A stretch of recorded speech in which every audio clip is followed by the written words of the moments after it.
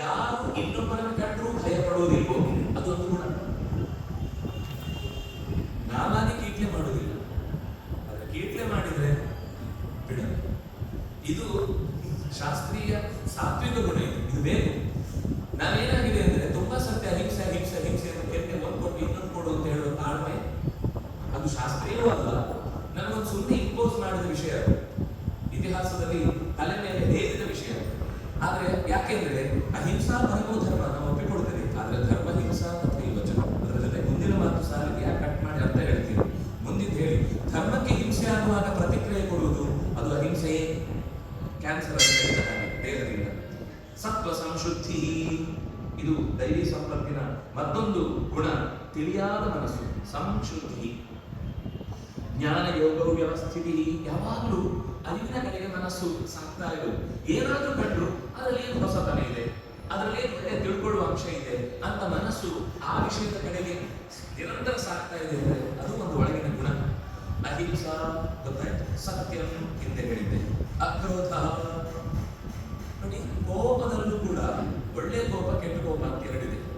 ವಾದರಾಜರು ಈ ಷಡ್ವೈರಿಗಳನ್ನ ಅದರಲ್ಲೂ ಷಡ್ಮಿತ್ರರು ಅಂತಲೂ ಅದನ್ನ ಗುರುತಿಸಿ ಒಂದು ವ್ಯಾಖ್ಯಾನ ಮಾಡಿದ್ದಾರೆ. ಕ್ರೋಧ ತಾಯಿದು ಇದೆ, ಒಬ್ಬ ಶತ್ರುವಿನದ್ದು ಇದೆ. ತಾಯಿಯ ಕೋಪ ಅವಳಿಗೆ ಕಂಟ್ರೋಲ್ ಇರುತ್ತೆ, ಅವಳು ಒಳಗೆ ಈಚೆ ಗಂಡನ ನೋಡಿ ನಗ್ತಾ ಇರ್ತಾಳೆ, ಆದ್ರೆ ಮಗುವಿನ ಮುಖ ನೋಡುವಾಗ ಮಾತ್ರ ಹಲ್ಲು ಕಚ್ಚಿರ್ತದೆ, ಕಣ್ಣರಳಿಸಿರ್ತಾಳೆ.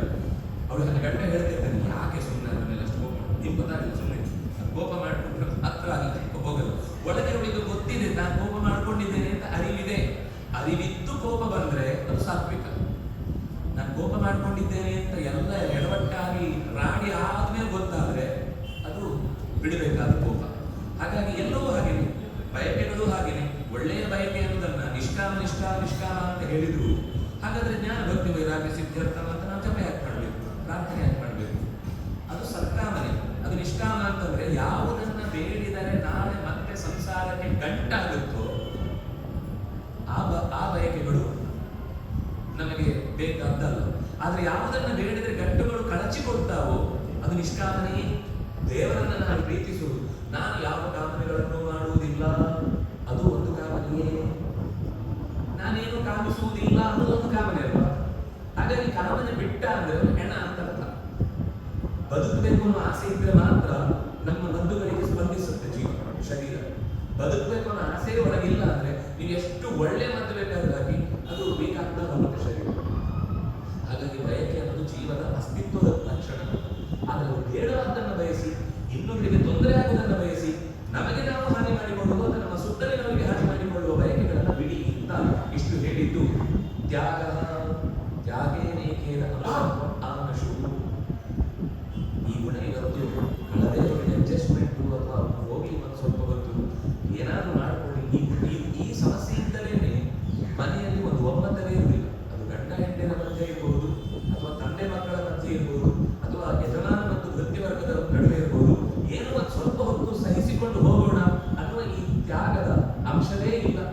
ತ್ಯಾಗ ಕೃಷ್ಣ ಉದ್ಧವನಿಗೆ ಇದೇ ತರದ ಅವನ ಪ್ರಶ್ನೆ ಕೇಳಿದಾಗ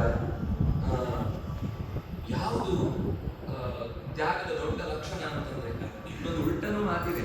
ಮುಂದೆ ಕಲಿಯುಗದಲ್ಲಿ ತುಂಬಾ ದೊಡ್ಡ ದಾನ ಅಂದ್ರೆ ಯಾವುದು ಅಂದ್ರೆ ಅಗಸ ವಾಪಸ್ ಬಟ್ಟೆ ಕೊಡುವುದು ಅಂತ. ನಿಮ್ ಬಟ್ಟೆ ವಾಪಸ್ ಬಂತಲ್ವ ಅದೇ ದೊಡ್ಡ ದಾನ. ಹಾಗೆ ಲೋಕದಲ್ಲಿ ತ್ಯಾಗ ಅಂತಾದಾಗ ಅದು ನನಗೇ ಬೇಕು ಅನ್ನುವ ಹಂತಕ್ಕೆ ಬಂದಾಗ, ಅವನಿಗೂ ಉಪಯೋಗ ಆಗುತ್ತೆ ಅಂದಾಗ ಅದಕ್ಕೆ ಬಿಟ್ಟು ಕೊಟ್ರೆ ಅದು ನಿಜವಾದ ತ್ಯಾಗ ಆಗುತ್ತೆ. ಶಾಂತಿ, ಸಮಾಧಾನ, ಅಥವಾ ಶಾಂತಿ ಅನ್ನುವ ಶಬ್ದ ಶಮೋ ಮನ್ನಿಷ್ಠತಾ ಬುದ್ಧಿ, ಭಗವಂತನಲ್ಲಿ ನಿರಂತರ ಅರಿವು, ಪ್ರೀತಿಯ ಅರಿವು. ಪೈಶುನ ಅಂತಂದ್ರೆ ಚಾಡಿ, ಅಲ್ಲಿಂದ ಇಲ್ಲಿಗೆ ಇಲ್ಲಿಂದ ಅಲ್ಲಿಗೆ ಮತ್ತೊಬ್ಬರಿಗೆ ಏನಾದ್ರು ಅದು ಕೆಲವರಿಗೆ ಒಂದು ವಿಷಯ ತಿಳ್ಕೊಂಡ್ಮೇಲೆ ಹುಡುಗರು ಯಾರಿಗಾದ್ರು ಹೇಳಿಬಿಟ್ಮೇಲೆ ಹಬ್ಬ ಈ ಸಮಾಧಾನ ಆಯ್ತು ಅಂತ. ಅದು ಬೇಕು ಅನ್ನೋದಲ್ಲ, ಅವರಿಗೆ ಒಳಗಿಂದ ಹಾಗೇ ನೇಚರ್ ಮೊದಲಿಂದ ಅಭ್ಯಾಸ ಮಾಡ್ಕೊಂಡು ಬಂದಿರ್ತೇವೆ. ಅದು ಮನುಷ್ಯನ ಹಾನಿಗೆ ಕಾರಣ. ಅಪೈಶುನಂ, ಚಾಡಿಗೆಡುವುದನ್ನು ಬಿಡಬೇಕು.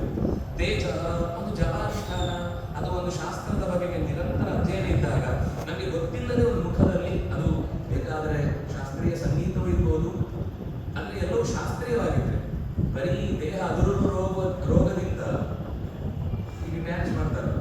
ಅದು ಏನು ಕೇಳಿದ್ರೆ ಅದುರು ರೋಗ ಅಂತ ಎಲ್ಲಿ ಯಾವಾಗ ಏನು ಕುಣಿಸ್ತಾರೆ ಅಂತ ಯಾಕೂ ಗೊತ್ತಿರಲಿಲ್ಲ. ಅದರಿಂದ ಏನು ಮೆಸೇಜು ಇಲ್ಲ. ಅದರಿಂದ ಒಂದು ಅಭಿನಯ, ಅದೊಂದು ಸಂಜ್ಞೆ, ಅದೊಂದು ಸೂಚನೆ, ಅಥವಾ ಅದರಿಂದ ಏನೋ ಒಂದು ಒಳ್ಳೆಯ ಸಂದೇಶ ಇಲ್ಲ.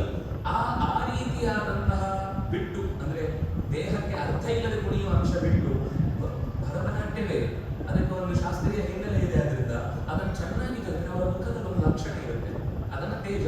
ಅದು ನಾವು ನಿತ್ಯದಲ್ಲಿ ನಾವು ಮಾಡುವ ಕೆಲಸದ ಮೇಲೆ ನಿಷ್ಠೆಯಿಂದ ಮಾಡಿದರೆ, ನನ್ನ ಜಪವೇ ಆಗಿರಲಿಲ್ಲ, ಅದನ್ನ ನಿಷ್ಠೆಯಿಂದ ನಾನು ಮಾಡ್ತೇನೆ ಅಂದ್ರೆ, ನಾನು ಪಾಠ ಮಾಡ್ತೇನೆ ಅದನ್ನ ನಿಷ್ಠೆಯಿಂದ ಮಾಡ್ತೇನೆ, ನಾನು ಚಿಕಿತ್ಸೆ ಕೊಡ್ತೇನೆ ನಾನು ನಿಷ್ಠೆಯಿಂದ ಚಿಕಿತ್ಸೆ ಕೊಡ್ತೇನೆ, ನಾನು ಕಸ ಕೊಡಿಸ್ತೇನೆ ನಿಷ್ಠೆಯಿಂದ. ಇದು ದೇವರ ಒಳಗಿನ ಬಳೆಯನ್ನು ತೊಳೆಯುವುದರ ಹಾಗೆ ಹೊರಗಿನ ಪರಿಸರವನ್ನು ತೊಳೆಯುವುದು ದೇವರ ಕೆಲಸವೇ ಅಂತ ನಾನು ನಿಷ್ಠೆಯಿಂದ ಮಾಡ್ತೇನೆ. ಅದರಿಂದನೇ ಒಂದು ತೇಜಸ್ಸು ಬರುತ್ತೆ. ನಮಗೆ ಗೊತ್ತಿಲ್ಲದೆ ನಮಗೊಂದು ಒಳಗಿನಿಂದ ಕಾಂತಿ ಹುಟ್ಟುತ್ತೆ. ಸಹಿಸಿಕೊಳ್ಳುವಿಕೆ, ಕ್ಷಮ. ನಮ್ಮ ಗುರುಗಳು ಯಾವಾಗಲೂ ಹೇಳ್ತಿದ್ರು, ಅವರನ್ನು ಎಲ್ಲರೂ ಕೂಡ ನಿಮ್ಮ ಕ್ಷಮೆ ಅತಿ ಅಂತ ಎಲ್ಲರೂ ಬೈತಿದ್ರು. ಆಗ ಅವರು ಒಂದು ಕಾರಣ ಕೊಡ್ತಿದ್ರು, ನಾನೇ ಈ ತಪ್ಪು ಮಾಡಿದ್ರೆ ನನ್ನನ್ನು ಕ್ಷಮಿಸ್ಕೊಡ್ತೇನೆ ಇಲ್ವೋ, ಇನ್ನೊಬ್ಬ ತಪ್ಪು ಮಾಡಿದಾಗ ನಾನು ಕ್ಷಮಿಸುವುದಿಲ್ಲ ಅಂದ್ರೆ ನನಗೇನು ಅಗತ್ಯ ಇದೆ, ನನಗೆ ನಾನು ಶಿಕ್ಷೆ ಕೊಡ್ತೇನೆ ಅನ್ನೋ ಒಂದು ವಿಷಯದಲ್ಲಿ ಆಗ ನಾನು ಅವನಿಗೆ ಶಿಕ್ಷೆ ಕೊಡ್ಲಿಕ್ಕೆ ಅರ್ಹತೆ ಇದೆ. ನಾನಾ ವಿಷಯದಲ್ಲಿ ನಾನು ಮಾಡಿದ್ರು ಫೀಲ್, ಬೇರೆಯವರು ಮಾಡಿದ್ರು ಅಂತ ಮುಗಿತು, ರುದ್ರದೇವರು ಹುಟ್ಬಿಡ್ತಾರೆ ಡಮ್ ಅಂತ. ಇದಕ್ಕೆ ಅರ್ಥ ಇದೆ. ಕ್ಷಮ ಅಂದ್ರೆ ಕೆಲವೊಂದು ಸರ್ತಿ ತಿದ್ದಿಕೊಳ್ಳಿಕ್ಕೆ ಅವಕಾಶ ಕೊಡಬೇಕು. ಅದು 2 ಸಲ ಆಗುದು, 3 ಸಲ ಆಗುದು, ಅಥವಾ ಇನ್ನೂ ಕೆಲವೊಂದು ಸರ್ತಿ ಆ ತಪ್ಪಿಗಿಂತ ಹೆಚ್ಚು ಅದರಿಂದ ಆಗುವ ಲೋಕೋತ್ತರವಾದ ಲಾಭ ಏನಾದರೂ ಇದ್ದಾಗ ಯೋಗಿಗೆ ಸಂಧೇಯ ಸತಿ ಕಾರ್ಯಾರ್ಥ ಗೌರವೇ, ನಮಗೆ ಸಹಾಯಕ್ಕೆ ಬರುತ್ತೆ ಅಂತಂದಾಗ ಬಲೂಚಿಸ್ತಾನ ಕೊಡ್ಬೇಕಾಗುತ್ತೆ. ಅದು ಪಕ್ಕದ ದೇಶದ್ದೇ ದುಂಡಾದ್ರೂ ಕೂಡ ಅದರ ಸಹಾಯ ನಮಗೆ ಬೇಕು. ಇದು ದೇವರೇ ನೀಡಿದ ಮಾತು. ಬಲೂಚಿಸ್ತಾನ ಅಂತಲ್ಲ, ಅರಯೋಗಿಗೆ ಸಂಧೇಯ. ಈ ಮಥನ ಆಗುವ ಕಾಲಕ್ಕೆ, ಮಥನಕ್ಕೆ ದೇವತೆಗಳ ಹತ್ರ ಭಗವಂತ ಹೇಳ್ತಾನೆ, ಹೋಗಿ ದೈತ್ಯರನ್ನ ಸಹಾಯಕ್ಕೆ ತಗೊಂಡು ನಾವು ಅವ್ರ ಕಡೆ ತಲೆ ನೋಡ್ಕೊಳ್ಳಲ್ಲ. ಇದೆಲ್ಲ ರೂಢಿಗಳನ್ನು ಪಕ್ಕಕ್ಕೆ ನಾನು ಹೇಳ್ತಾ ಇದ್ದೇನೆ. ಈ ಮಹಾಮಥನಕ್ಕೆ ಅವರ ಶಕ್ತಿಯ ವಿನಿಯೋಗ ಆಗಲೇಬೇಕು. ಒಂದು ದೊಡ್ಡ ಲೋಕೋತ್ತರವಾದ ಕಾರ್ಯ ಆಗುವುದಲ್ಲ. ಇನ್ನು ವ್ಯಕ್ತಿಗತವಾದ ಏನೋ ಒಂದು ಕೆಲಸಕ್ಕೆ ಅವರನ್ನು ಬೇಡಬೇಡಿ, ಆದರೆ ಇಡೀ ಲೋಕಕ್ಕೆ ಈ ಸಂಪತ್ತಿನ ಮರು ಪ್ರಸಾರ ಆಗ್ತಾ ಇದೆ, ಅಭಿವೃದ್ಧಿ ಆಗ್ತಾ ಇದೆ ಅಂದಾಗ ನೀವು ಅವರ ಸಹಾಯವನ್ನು ತಗೊಳ್ಳೇಬೇಕು ಅಂತ ಹೇಳ್ತಾರೆ. ಹಾಗಾಗಿ ಯಾವುದೇ ನಿಯಮವನ್ನು ನಾವು ಒಂದೇ ಸರ್ತಿಗೆ ಅದನ್ನು ಎಲ್ಲಾ ಕಾಲಕ್ಕೂ ಎಲ್ಲಾ ದೇಶಕ್ಕೂ ಒಂದೇ ತರ ಅಪ್ಲೈ ಮಾಡ್ಲಿಕ್ಕೆ ಆಗುದಿಲ್ಲ. ಬಹಳ ಜಾಗ್ರತೆಯಿಂದ ಧರ್ಮಸ್ಯ ವಚನಂ ಶ್ರೇಯ ಧರ್ಮಜ್ಞಾನ ಅಂತೂ ದುಷ್ಕರ. ಈ ಹಿನ್ನೆಲೆಯನ್ನ ಮನಸ್ಸಿನಲ್ಲಿ ಇಟ್ಟುಕೊಂಡ್ರೆ ನಮಗೆ ಯಾವುದು ಎಲ್ಲಿ ಬಳಸಬೇಕು ಅನ್ನೋದು ಸ್ಪಷ್ಟ ಗೊತ್ತಾಗುತ್ತೆ. ಹಾಗಾಗಿ ಸಹಿಸಿಕೊಳ್ಳುವುದು, ಧೃತಿ, ಒಂದು ನಿಶ್ಚಯಕ್ಕೆ ಬಂದ ಮೇಲೆ ಅದನ್ನು ಕೊನೆಯ ತನಕ ಪಾಲಿಸಬೇಕು. ಹೀಗೆ ಸಾಮಾನ್ಯ ಏನಾಗುತ್ತೆ, ನಮಗೆ ಏನೋ ಒಂದು ಒಳ್ಳೆಯ 4 ಮಾತುಗಳನ್ನು ಕೇಳಿದಾಗ ಅವತ್ತೊಂದು ಸಂಕಲ್ಪ ಮಾಡ್ತಾರೆ, ನಾಳೆಯಿಂದ ಒಂದೊಂದು ಅಧ್ಯಾಯಕ್ಕೆ ನಾನು ಗೀತೆ ಪಾರಾಯಣ ಮಾಡಬೇಕು, ಇಷ್ಟು ಚಂದದನ್ನು ಬಿಡಬಾರ್ದು. ಅದು 3 ದಿವಸ ಆಗುತ್ತೆ, 4 ದಿವಸ ಆಗುತ್ತೆ, ಆಮೇಲೆ ಒಂದು 2 ದಿವಸ ಒಂದು ಯಾವುದೋ ಮದುವೆ ಕಾರ್ಯಕ್ರಮ ಬರುತ್ತೆ, 5ನೇ ದಿವಸಕ್ಕೆ ಮದುವೆ ಹೋಗುತ್ತೆ, 6ನೇ ದಿವಸಕ್ಕೆ ನೆನಪು ಇರಲ್ಲ. ಅಂದ್ರೆ ಆ ರೀತಿ ನಮ್ಮ ಮಾತನ್ನೇ ನಾವು ಮೀರುವ ಹಾಗಾಗಬಾರದು. ಒಂದು ನಿಷ್ಠೆ ಅಂತ ಒಂದು ಸರ್ತಿ ಅದರ ಸಂಕಲ್ಪ ಮಾಡಿದ್ರೆ ಅದನ್ನ ಎಲ್ಲಿ ತನಕ ಅದರ ಫಲ ಸಿಗುತ್ತೋ, ಅಥವಾ ಎಲ್ಲಿ ತನಕ ಅದರ ಮೇಲೆ ನಮಗೊಂದು ಚಿತ್ತಭಾವನೆ ಬರುತ್ತೋ, ಅದನ್ನ ಅರ್ಥ ಆಗಿದೆ ನಮಗೆ ಅಂತ ಅನ್ಸುತ್ತೋ ಅಲ್ಲಿ ತನಕ ಆದ್ರೂ ಅದನ್ನು ಮುಟ್ಟಬೇಕು. ಅದು ದೃಢ.